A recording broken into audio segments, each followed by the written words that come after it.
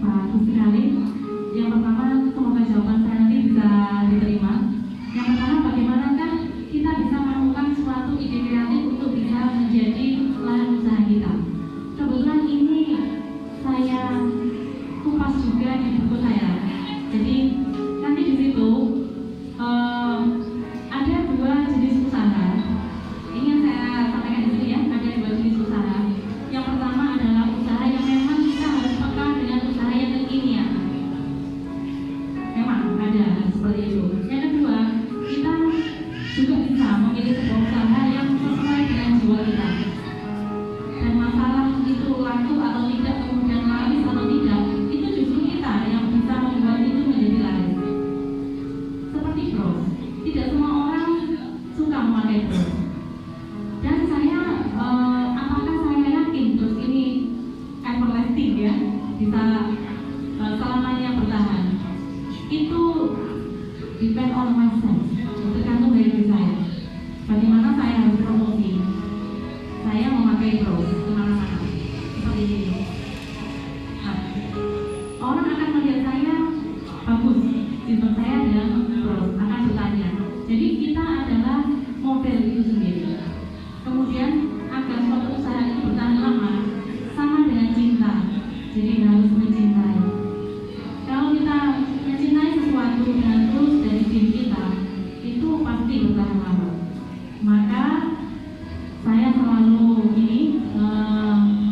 menyampaikan untuk memulai segala sesuatu itu dengan cinta. Apabila sesuatu itu dimulai dengan cinta, dengan kesukaan, maka kita tidak akan pernah bosan dan kita akan selalu menjaga itu selamanya. Demikian juga dengan usaha. Nah, terus terang saya juga melakukan dua hal itu, termasuk bisnis kekinian.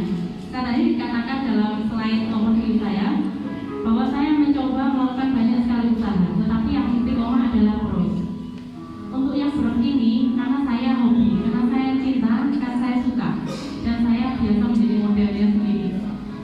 Tapi untuk mengikuti perkembangan zaman dan untuk menambah pendapatan bisnis saya, untuk menopang yang lain, bisnis yang lain, maka saya juga harus peka dengan bisnis kekinian. Itu bisa dilakukan bersamaan, tidak masalah. Misalnya jilbab yang bernuansa sedikit.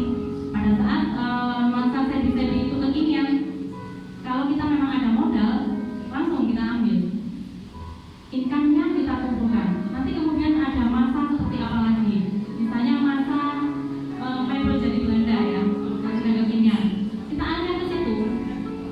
Nah, ini kalau rumus dari eyang saya itu uang itu diojokkan. Jadi biar melar itu harus dipanjangkan dengan proses seperti itu.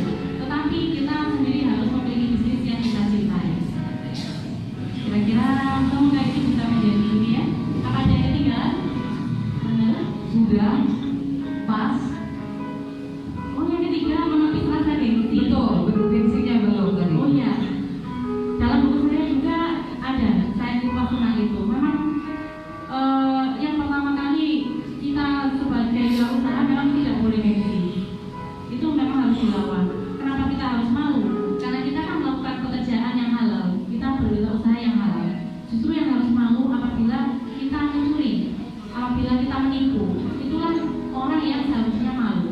Kalau kita melakukan hal yang seperti itu, kita boleh malu. Tapi kalau kita melakukan hal baik, walaupun itu kecil, walaupun itu remeh di mata orang lain, kita tidak perlu malu. Justru kita harus bangga dan kita harus maju terus. Misalnya kita punya bisnis yang kecil, jualan tusuk gigi, nah, nggak perlu malu. Kita harus terus promosi bagaimana tusuk gigi kita itu bisa laris.